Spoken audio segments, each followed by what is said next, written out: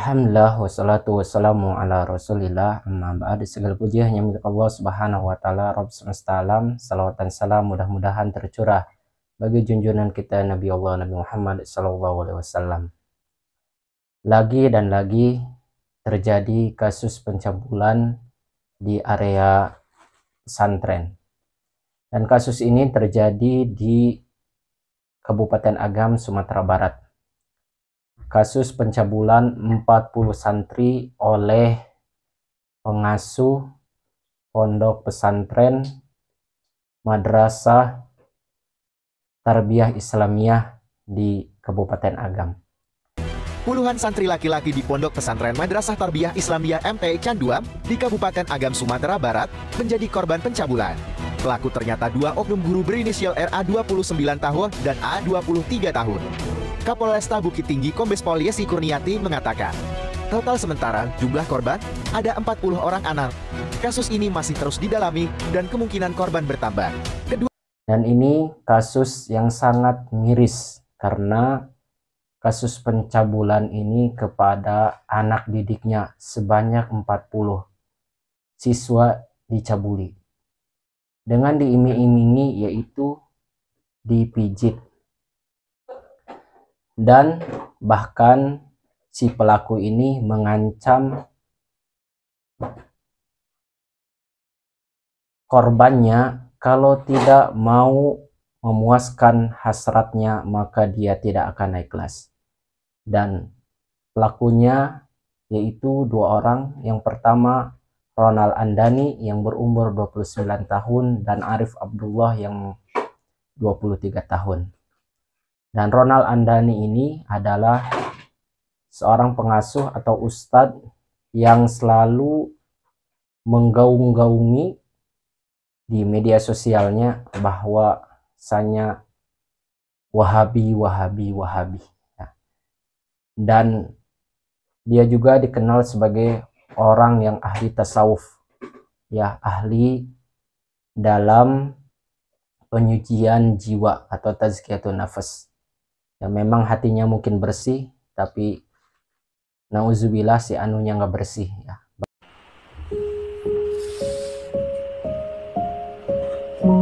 Tapi setiap salat kita menyebut nama Allahumma shalli ala Sayyidina Muhammad wa ala ali Sayyidina Muhammad. Sahabat itu bahagia Bapak dan Ibu karena dapat memandang wajah Rasulullah, karena bisa bermusafahah dengan Rasulullah, karena bisa mencium wanginya Rasulullah sallallahu alaihi wasallam. Kita hanya menyebut namanya, bahkan tidak pernah memandang wajahnya walaupun itu dalam mimpi kita. Kalau 1400 tahun silam Nabi pernah menangis memikirkan kita, Nabi pernah menangis merindukan kita, maka wajar Bapak dan Ibu hari ini kita menangis merindukan kekasih. Kita sudah ada kecintaan kepada, kita selalu menyebut namanya, kita selalu merindukan dia. Tidak mustahil bahwa dia akan datang dalam mimpi-mimpi kita. Setidaknya walaupun dia tidak datang dalam mimpi-mimpi kita, dia hadir mentalkinkan kalimat la ilaha illallah di penghujung hayat kita. Bully ini adalah ya siswa, ya 40 siswa anak muridnya. Dan ini adalah hal yang mengkhawatirkan, bahkan mencoreng nama pesantren. Kasus ini, yaitu kasus sodomi, pernah terjadi di zaman Nabi Lut. Sebagaimana Allah Subhanahu wa Ta'ala berfirman dalam Quran Surat Al-A'raf ayat 81, innakum lata'tuna rijal syahwata min dunin nisa bal antum kaum musrifun. Sungguh kamu telah melampiaskan syahwatmu kepada sesama laki-laki, bukan kepada perempuan. Kamu benar-benar kaum yang melampaui batas.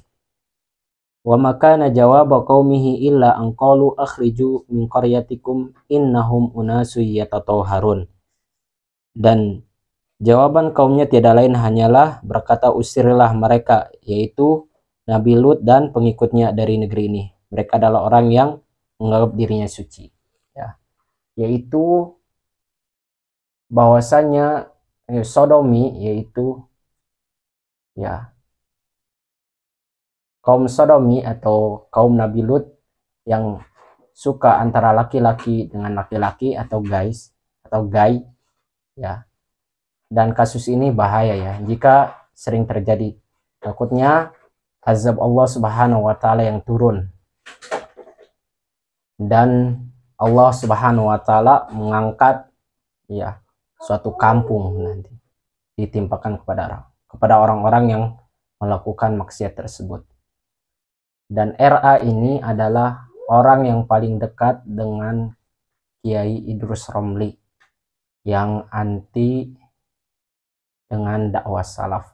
Bahkan di videonya Kiai Idrus Romli ini pernah mengatakan bahwasanya memondokkan seorang anak kepada lembaga atau pesantren ya Salafi Wahabi ini adalah haram katanya. Berikut videonya. Kiai, bagaimana kita yang ahli sunnah wal jamaah ini mensekolahkan anak ke pondok-pondoknya salafi? Hukumnya haram. Gak boleh. Pertegas lagi, Kiai. Jadi menyekolahkan anak-anak ke lembaga-lembaga di luar ahlus sunnah wal jamaah itu hukumnya haram. Mengapa? Berarti nanti menyerahkan anaknya untuk menjadi pengikut aliran sesat, menjadi pengikut aliran tidak benar. Karenanya segera bertaubat, cabut dan pindah ke sekolah ahlus sunnah wal jamaah. Itu kita ini ya, selain wajib menjaga kesehatan anak, orang tua itu wajib menjaga kesehatannya, wajib menjaga baik kesehatan fisik ya maupun kesehatan rohani, wajib ngasih makanan yang halal pada anaknya, juga wajib memberikan ajaran yang halal, yaitu ajaran ahlus sunnah wal jamaah. Gak boleh memasukkan ke otaknya ajaran yang tidak halal, yaitu ajaran di luar ahlus sunnah wal jamaah, termasuk ajaran Wahabi. Ini kebetulan ya guru kita semua Ustadz Abdul Somad juga Ustadz Al-Nuf mendirikan pondok di Palas ya, Pondok Nurul Azhar, dan kami dengan orang-orang Riau juga mendirikan pondok Al-Hujjah di Karya Bakti, di Cipta Karya ini pondok Ahlus Sunnah wal Jamaah. Jadi gak perlu bingung-bingung lulus sekolah dasar masukkan sana, kemudian tadi Ustadz siapa bikin pondok juga, Ustadz Hasbullah bikin pondok juga As-Sakinah di Kampar, di mana-mana ada. Insya Allah sebentar lagi Ustadz Dr. Zulhendri juga bikin lagi. Gak perlu bingung-bingung.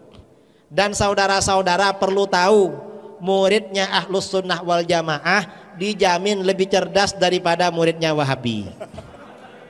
Mengapa? Ustadz Wahabi biasanya tidak cerdas, tak ada akal. Tapi kalau ingin menjadi orang bodoh, masukkan ke sekolah Wahabi.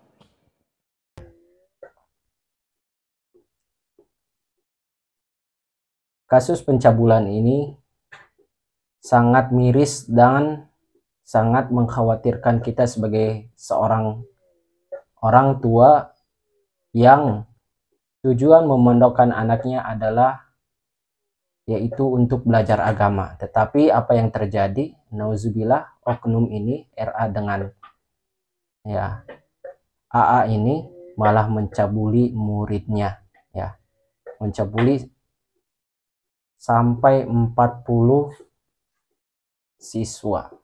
Mungkin bisa nambah lagi ya, sekarang lagi diselidiki oleh kepolisian. Mudah-mudahan kasus-kasus ini tidak terjadi lagi ya.